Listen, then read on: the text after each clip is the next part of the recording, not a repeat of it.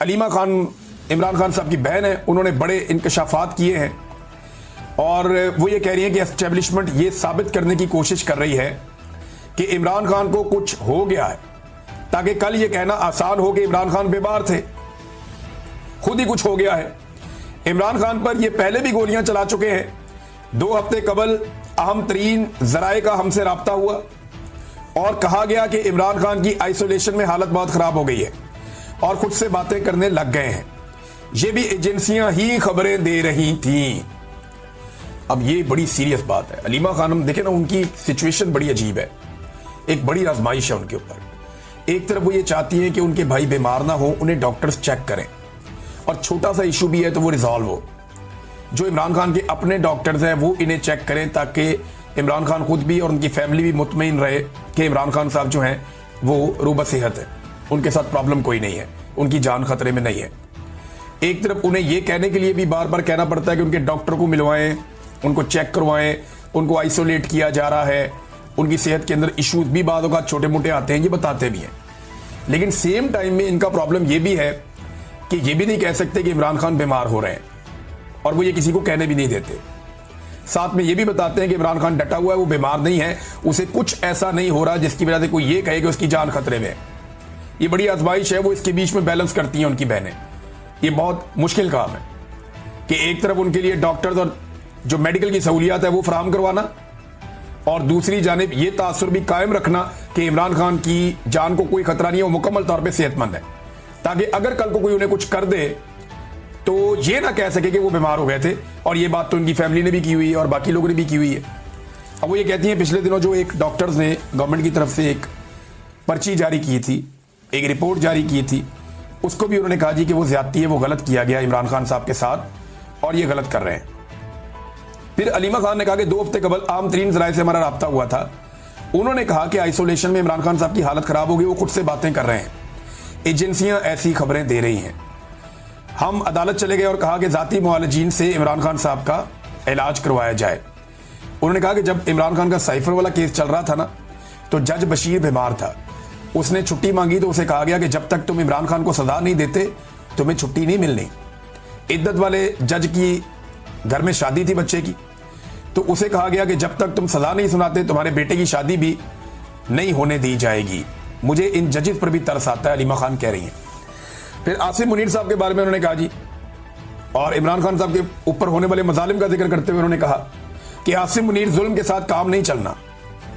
अगर आप सोचें कि 5 साल एक्सटेंशन लेकर आप मजीद जुल्म करेंगे तो अब ऐसा काम नहीं चलना। लोगों का मूड देखे, वो जुल्म के खिलाफ खड़े होंगे। लेकिन जो बड़ी खबर है वो ये है कि अलीमा खानम कह रही है कि एस्टेब्लिशमेंट क्यों इस शक को साबित करने की कोशिश कर रही है कि इमरान खान बीमार हो गया है, क्योंकि उनको कल कहने में आसानी हो कि इमरान खान को कुछ हो गया है।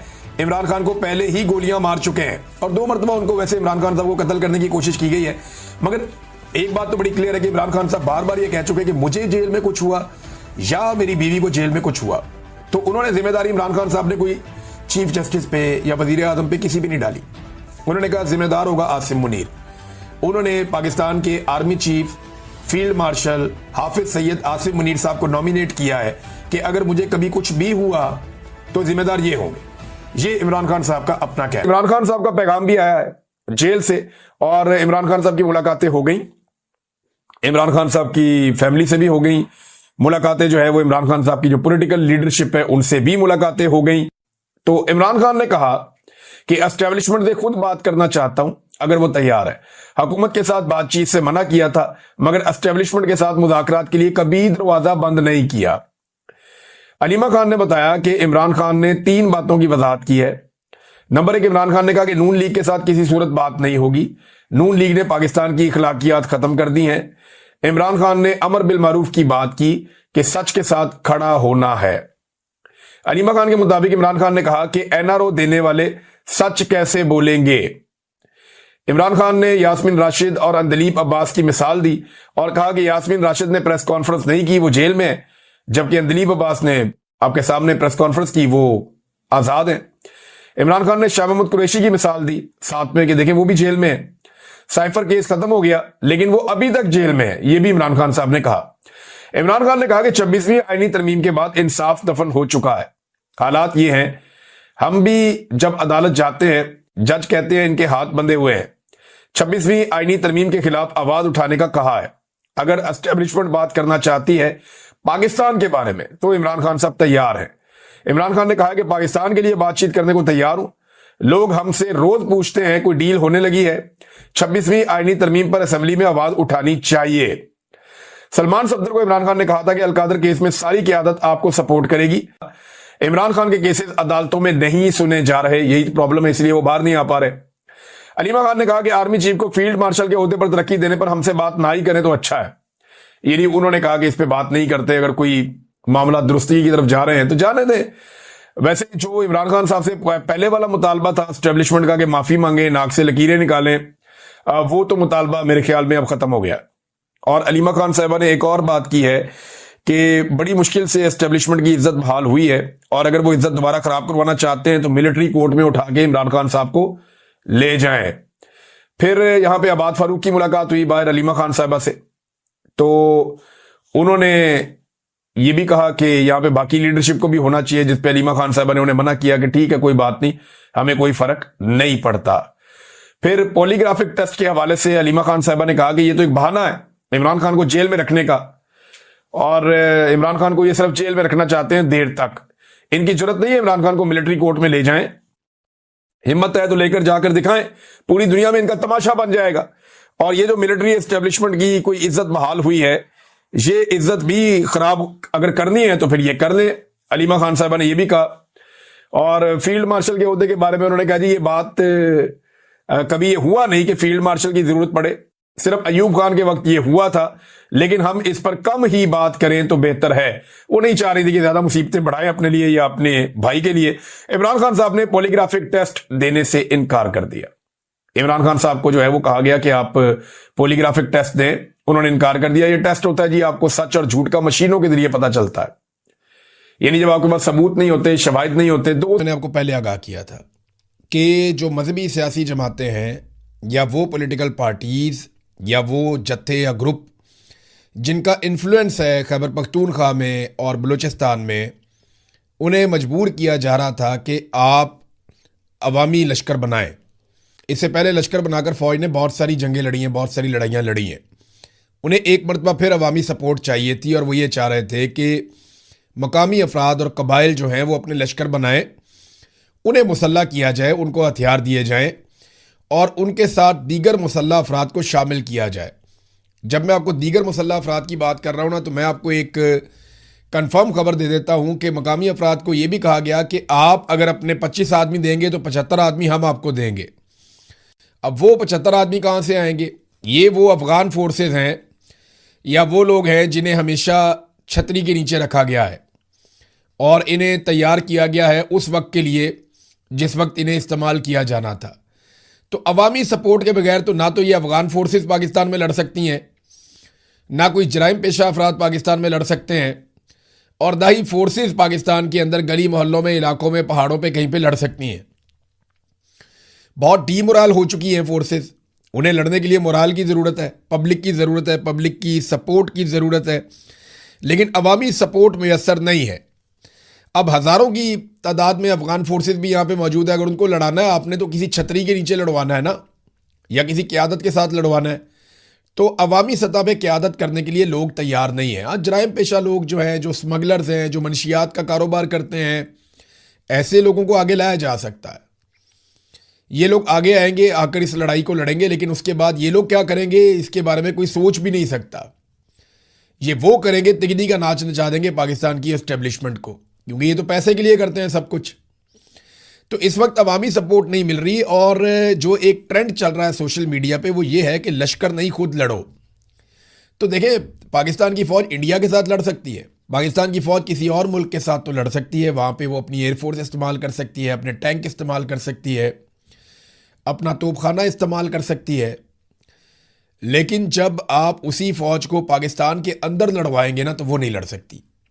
उसकी वजह यह है कि फ़ौज डिज़ाइन ही ऐसे नहीं होती कि वो गलियों मोहल्लों में, अंदर इलाकों में जाकर डीप इनसाइड द कंट्री वो लड़े। वो नहीं कर सकते ऐसा। इसके लिए उन्हें मकामी सपोर्ट चाहिए होती है। अब मकामी सपोर्ट जो है वो आहिस्ता आहिस्ता ख़त्म हो गई है। पहले बलोच इलाकों में ख़त्म हो गई, अब पश्तून इलाकों में ख़त्म हो गई। अब ये जो कत्लेआम हुआ सिक्योरिटी एहलकारों का बलूचिस्तान में, जो लोग लाशें रख के बैठे हुए हैं, 30 लाशें रख के वो सड़क के ऊपर बैठे हुए हैं, वो एहतजाज कर रहे हैं कि हमारे मुतालबात माने जाएं, हमारी बात सुनी जाए, हमारे शिकवे सुने जाएं। 5 दिन हो गए उनकी बात ही कोई नहीं सुनता। तो वो लोग तो एहतजाज कर रहे हैं। अब ये जो कत्लेआम हुआ, इसमें लोगों को गुस्सा दिलाने के लिए जो मुसल्ला जत्थे थे उन्होंने चेहरों के ऊपर तेजाब तक डाले ताकि लोग गुस्से में आए, और ऐसा लगता था कि अब लश्कर बन जाएंगे, लेकिन लश्कर बने नहीं। अब फजलुर रहमान साहब की पार्टी ये ट्रेंड चला रही है, लश्कर नहीं खुद लड़ो। यानी हम फौज को तनख्वाह देते हैं, पुलिस को तनख्वाह देते हैं, एफसी को और रेंजर्स को तनख्वाह देते हैं, उन्हें बंदूकें लेकर दी हैं, उन्हें तरबियत लेकर दी है, तो उन्हें लड़ाई लड़नी चाहिए। हाँ, अगर किसी दिन वो लड़ाई हार गए या उनके लिए बहुत बड़ी मुसीबत हो गई तो फिर अवाम पे पड़ जाएगी, फिर अवाम जाने, अवाम का काम जाने। लेकिन फ़िलहाल तो इतनी बड़ी तादाद में, लाखों की तादाद में सिक्योरिटी फोर्सेस हैं, उनके पास जदीद हथियार हैं, बहुत बड़े बड़े बजट हैं, बुलेट प्रूफ गाड़ियाँ हैं, वो इस लड़ाई को खुद लड़ें। ये मौलाना फजलुर रहमान साहब का उसूली मौक़िफ़ है। अब ये ट्रेंड जो है वो इस वक्त फुल टाइम चल रहा है। अच्छा, लश्करों के बारे में बताऊँ, पिछली मरतबा जो लश्कर बनाए गए थे ना, वो लोग शहीद हो गए। लश्कर बनाए गए, लश्करों ने टीटीपी के साथ लड़ाई की, उन्होंने तालिबान को बहुत मारा, तालिबान को अपने इलाकों से निकाल दिया, लेकिन उसके बाद जो लश्कर को हेड करने वाले लोग थे उनके ऊपर कातलाना हमले शुरू हो गए और टारगेट किलिंग में एक एक करके लश्कर के अंदर काम करने वाले लोगों को मारा गया जो अवामी लश्कर बनाए गए थे। मिसाल के तौर पे अफजल गुज्जर हैं, बहुत बड़ा नाम है उधर बालाकंड में, उनका भतीजा भाई ये लोग शहीद हो गए। एएनपी के कुछ लोग थे, उनके घरों के ऊपर अटैक हुए। बहुत सारे ऐसे लोग जिन्होंने अवामी लश्कर बनाकर दहशतगर्दों का सामना किया था, वो सारे लोग टारगेट किलिंग में एक एक करके मारे गए। ये तादाद बहुत बड़ी है, मैं इसकी तफसीलात इकट्ठी कर रहा हूँ, मैं आपके साथ शेयर करूँगा। बहरहाल फ़िलहाल लश्कर के ख़िलाफ़ एक पूरी मुहिम बन चुकी है। वैसे भी एस्टेब्लिशमेंट के ख़िलाफ़ जो भी खड़ा होगा आजकल के दौर में, अवामी सपोर्ट और तायीद उसको मिल जाएगी फ़ौरी तौर पर, क्योंकि एस्टेब्लिशमेंट इस वक्त जुल्म कर रही है, बहुत ज़्यादा जुल्म कर रही है। चाहे वो बलूचिस्तान है, चाहे वो कबायली इलाके हैं, चाहे वो कश्मीर है, चाहे वो गिलगित बल्तिस्तान है, बल्कि पूरा पाकिस्तान, हर जगह पे उन्होंने जुल्म का एक बाजार गर्म किया हुआ है। अब नाज़रीन, ख्वाजा आसिफ साहब ने जो स्टेटमेंट दिया उसके ऊपर लोगों ने ख्वाजा आसिफ साहब को याद दिला दी नानी, और लोगों ने बताया ख्वाजा आसिफ को कि जनाब अली, आप तो खुद फ़ौज के बारे में बहुत बुरी बुरी बातें करते रहे हैं, आप तो खुद फ़ौज के ऊपर बड़ी टका के तनकीद करते रहे, आपकी वीडियोज़ मौजूद हैं। लोगों ने वीडियो निकाल के सोशल मीडिया पर डाल दी, मैंने भी अपने पिछले वीलॉग में निकाल कर सुनवाई। तो ख्वाजा आसिफ ने सफाई ये पेश की है कि जनाब, मैंने तो वो बयानात मुशर्रफ के दौर में दिए थे, तो उनको इन हालात के साथ ना जोड़ा जाए। तो मैं ज़रा थोड़ा सा इसको क्लियर कर देता हूँ कि ख्वाजा आसिफ साहब, ये आपने एक और खच मार दी है, क्योंकि जो मुशर्रफ साहब के ज़माने में भी आपने बयान दिया था वो तो आपने फ़ौज के ख़िलाफ़ दिया था, मुशर्रफ के ख़िलाफ़ आपने नहीं बोला था। 65 की और 71 की और 99 की जो जंगें आपने, 4 जंगों में शिकस्त का जो आपने ढोल बजाया था, वो चारों जंगें मुशर्रफ ने तो नहीं लड़ी थी, वो जंगें तो फ़ौज ने लड़ी थी। तो आपने कहा सारी जंगें पाकिस्तान हार गया था। फिर ये कौम की हड्डियों से गुदा निकाल के जो खा गए, ये तो आपने फ़ौज को कहा था, मुशर्रफ को तो आपने नहीं कहा था। फिर आपने सियाचिन और कारगिल के अंदर जो हार गए और वो इलाके इंडिया ले गया, वो भी आपने फ़ौज से शिकवा और गिला किया था। फ़ौज को मिलने वाले बजट के ख़िलाफ़ आपकी तकरीर थी। आपकी तकरीर जो है वो कोई मुशर्रफ के ख़िलाफ़ तो नहीं थी। आप खुद आमरीत की पैदावार हैं, आपके लीडर्स आमरीत की पैदावार हैं। जनरल जिलानी की गोद से एक छोटा सा पौधा निकलता है, नवाज शरीफ, वो जन्म लेता है, आप सारे उसके साथ मिलकर पनपते हैं। आपके अपने वालिद बड़े फ़ख्रिया अंदाज में जनरल ज़ियाउल हक की शूरा के मेंबर थे, और आप लोग बड़े फ़ख्र से ये बात बताया करते थे, और पूरे सियालकोट पे आप लोग कंट्रोल करते थे, बल्कि मुल्क के अंदर आपकी चलती थी, क्योंकि आप ज़ियाउल हक की शूरा के मेंबर थे। और ख्वाजा साहब, आप वो भी याद करें कि जब जनरल मुशर्रफ डिक्टेटर मौजूद था तो आपने बतौर वज़ीर जनरल मुशर्रफ से हलफ लिया था। अगर इतनी गैरत होती आपको और आप ये कह रहे होते कि जनाब मैं तो डिक्टेटर के सख्त खिलाफ हूँ, तो आप डिक्टेटर के सामने खड़े होकर उससे हलफ ना लेते, कम से कम इसके लिए आप इनकार कर देते, जो इनकार आपने नहीं किया। तो आपकी ना बड़ी सेलेक्टिव किस्म की गैरत है। जिस जूते से आपको मार पड़ती है ना, टका के मार पड़ती है, उसी जूते को ख्वाजा साहब आप लोग फिर बाद में पॉलिश करते हैं, और चमका के पॉलिश करते हैं, टका के मार खाते हैं, चमका के पॉलिश करते हैं। यह है जनाब आपकी सियासत की कुल कहानी। अब नाजरीन, अवाम को ये क्या समझते हैं, ज़रा ये एक छोटा सा मंजर देखें, आपको आइडिया हो जाएगा। ये एक वजीर साहब हैं और कुछ सहाफ़ी हैं, ये नाच रहे हैं। कोई बात नहीं, लोग नाचते हैं म्यूज़िक लगा के, लेकिन ये पंजाबी गानों पे ऊंची आवाज़ में डेक लगा के नाच रहे हैं बलूचिस्तान में। और मौका क्या है, नेशनल डिफेंस वर्कशॉप। ये कोयटा में नेशनल डिफेंस वर्कशॉप हो रही है, जिसमें टाउट सहाफ़ियों को उठाकर ले जाया गया और इकट्ठा किया गया, और मिलिट्री एस्टेब्लिशमेंट उन्हें बता रही है कि जी बलूचिस्तान के बारे में सारा ही प्रोपेगेंडा है, बलूचिस्तान तो बहुत अच्छा है, बहुत पुरअमन है, बेहतरीन है, सब माहौल बहुत अच्छा है, ये सारे गद्दार हैं, सिर्फ हमारी चार दीवारी के अंदर जो लोग मौजूद हैं यही सिर्फ वफादार हैं और मुहिब्बे वतन है, बाकी सारे गद्दार हैं। ये इसी तरह ब्रीफिंग्स देते हैं हमेशा।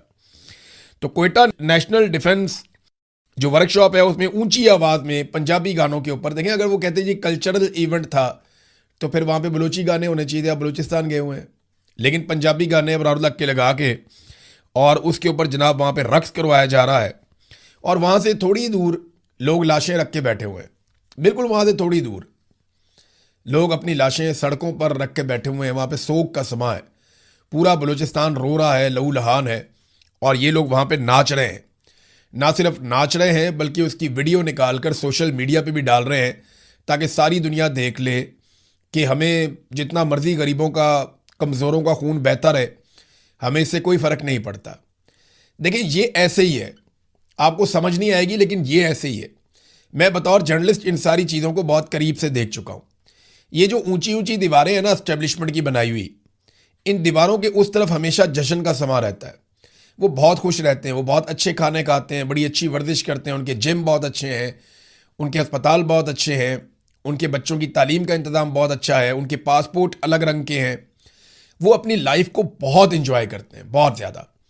लेकिन जैसे ही वो इस दीवार से बाहर निकलते हैं तो वो अपने चेहरे के ऊपर थोड़ा सा गम ले आते हैं, ताकि बाहर बैठे हुए जो आम लोग हैं वो बेवकूफ़ बने कि जनाब ये भी हमारे गम के अंदर दुबले हुए जा रहे हैं। ऐसा नहीं है, चार दीवारी के उस तरफ जश्न रहता है हमेशा, ये बहुत इंजॉय करते हैं। वहाँ पे हर दिन ईद का है, हर रात शबरात की है, लेकिन चार दीवारी के बाहर हर तरफ आग लगी है, लहू लहान है, चाहे वो बलूचिस्तान है, चाहे खैबर पख्तूनख्वा के कबायली इलाके हैं, चाहे वो आज आज़ाद कश्मीर है, हर तरफ एक दुख है, एक रंज है, एक तकलीफ है। लेकिन चार दीवारी के अंदर कितना सुकून है, ये एक छोटा सा मंजर आपको बता रहा है। देखें ये लोग कैसे एंजॉय कर रहे हैं, महफूज दीवारों के पीछे ये लोग जश्न मना रहे हैं। और इस वक्त फजलुर रहमान के लिए चौहान को, वो क्या नाम है, ओन को, और काले चैनल के मुलाजमीन को, सोशल मीडिया की जितनी भर्तियां की हैं उन सबको लॉन्च किया गया, लेकिन वो मुकाबला नहीं कर पा रहे। वजह पता क्या है, जो भी मिलिट्री एस्टेब्लिशमेंट के जुल्म के खिलाफ खड़ा होगा, चाहे वो पाकिस्तान में सबसे गैर मकबूल है, फजलुर रहमान साहब ने इतना बड़ा जुल्म किया हुआ है इस कौम के ऊपर, रजीम चेंज ऑपरेशन के मरकजी किरदार थे जर्नैलों के कहने के ऊपर। लेकिन फजलुर रहमान की अच्छी बात यह है कि उन्होंने बाद में बता दिया, जब जर्नैलों ने उन्हें इक़्तिदार में हिस्सा नहीं दिया तो फजलुर रहमान साहब ने बता दिया कि यार मैंने जर्नैलों के कहने के ऊपर रजीम चेंज ऑपरेशन किया था, इन्होंने बुलाया था और बुला के हमें इसका सारे गेम का हिस्सा बनाया था। फजलुर रहमान पोल खोल चुके हैं। बहरहाल वो गंद जो फजलुर रहमान साहब ने मारा तो उल्टा उनके ऊपर गंद तो आना ही था। अब फजलुर रहमान साहब बहुत बदमज़ा हैं, लेकिन हैरत की बात यह है कि इंतहाई गैर मकबूल होने के बावजूद पब्लिक उनके साथ खड़ी हो गई, पाकिस्तानी फजलुर रहमान के साथ खड़े हो गए, क्योंकि एस्टेब्लिशमेंट के खिलाफ जो भी खड़ा होगा ना, पब्लिक उसको सपोर्ट जरूर करेगी, क्योंकि वो जुल्म के खिलाफ और जालिम के खिलाफ खड़ा हुआ है। कश्मीर में नाजरीन एहतजाज को 40 दिन हो गए, अंदाजा कीजिए आप, और कश्मीरी हार नहीं मान रहे। रोजाना रैलियां निकालते हैं, रोजाना एहतजाज करते हैं, उनके धरने वहां पे जारी हैं। आसिम मुनीर साहब का जो रजीम है वो हर शोबे में, हर जगह पे और तमाम महाजों के ऊपर नाकाम होता चला जा रहा है। एक छोटी सी कामयाबी उनके गले पड़ी थी, एक तो ये कि पाकिस्तान एयरफोर्स ने इंडिया के चंद जहाज़ गिरा दिए थे, वो भी एयरफोर्स ने गिराए थे, तो आसिम मुनीर साहब खुद फील्ड मार्शल बन के बैठ गए, और ना सिर्फ फील्ड मार्शल बन गए बल्कि ताहयात इस्तिस्ना भी इसी चक्कर में ले लिया, इन्हीं तरमीम करवा के। एयरफोर्स के वो पायलट हैं, उनका कोई जानता भी नहीं है जिन्होंने वो तैयारे गिराए थे। तो एक तो ये एक कामयाबी उनके गले पड़ी थी, लेकिन उसका वो पाकिस्तान की फ़ौज को या पाकिस्तान को फ़ायदा देने की बजाय उन्होंने ज़ाती फ़ायदा ले लिया। और दूसरा जो एक सालसी वाला एक रोल उन्हें मिल रहा था, वहाँ पे अब ईरान ने कह दिया जी वो तो MOU इस्लामाबाद वाला ख़त्म हो गया। अमली तौर पे दोबारा वहाँ पे जंग लगी हुई है। तो बाकी तमाम महाजों के ऊपर, चाहे वो मईशत का है, दहशतगर्दी का है, अमन व अमान का है, मुल्क में इस्तेहकाम का है, सरमायाकारी का है, कुछ भी है, हर जगह पे आसिम मुनीर साहब का रजीम तमाम महाजों पर नाकाम हो गया। अब वो ढूंढ रहे हैं कि मलबा किस पे डालें। तो मलबा डालने के लिए तो उन्हें फ़िलहाल कोई नहीं मिलता। नादरीन, अलीमा खानम आज अडियाला जेल के बाहर नहीं आई, उनकी बाकी बहनें आई हैं। जो मैंने आपसे कहा था ना, मेरा अंदाज़ा ठीक निकला। अलीमा खानम अब खैबर पख्तूनख्वा के अंदर ही तहरीक चलाएगी और वो लोगों को इकट्ठा करेंगी, बज़ाहिर ऐसा दिखाई देता है। अगर उन्हें अच्छा रिस्पॉन्स मिला और खैबर पख्तूनख्वा अलीमा खानम के साथ निकल आया और बड़ी तादाद में लोग उनके साथ इकट्ठे होना शुरू हो गए, तो देखें ये एक खुदकुश हमला है। अलीमा खानम जो कर रही हैं अपने भाई के लिए, ये एक तरह की खुदकुशी है, क्योंकि उनके बाकी सारे रास्ते बंद हो चुके हैं। अब अगर वो इस्लामाबाद आएंगी तो उन्हें गिरफ्तार कर लिया जाएगा, ये हम सब जानते हैं, क्योंकि एस्टेब्लिशमेंट किसी को भी तहरीक नहीं चलाने देगी। वो किसी को इजाज़त नहीं देगी कि तहरीक चलाई जाए। सुहेल अफरीदी कोई तहरीक चला नहीं रहे, बैरिस्टर गौहर या सलमान अकरम राजा, उन्होंने भी तहरीक नहीं चलाई। वो कोशिश करती थी पंजाब से आलिया हमज़ा, वो उन्हें गिरफ्तार कर लिया गया, उनकी मुखबरी हुई, वो पकड़ी गई। तो उसके बाद से लेकर अब तक कोई तहरीक प्रैक्टिकली चल नहीं रही।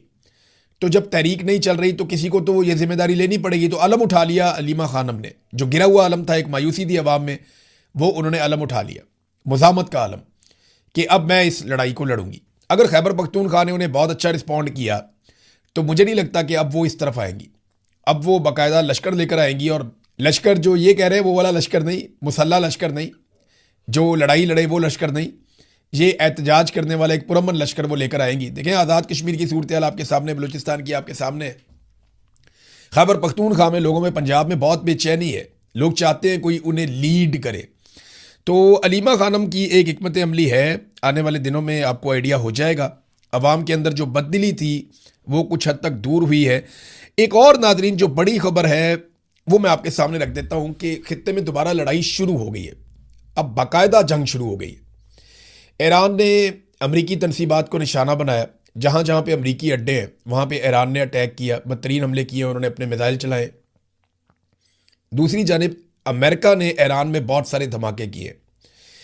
अमेरिका तजारती और दिफाई जो ईरान की तनसीबात हैं उनके ऊपर अटैक कर रहा है, जबकि ईरान जो है वो जवाबी कार्रवाई में जो खित्ते में खलीजी ममालिक हैं वहाँ पे अमरीकी अड्डों पे अटैक कर रहा है, चाहे वो पानी के अंदर है चाहे बाहर है।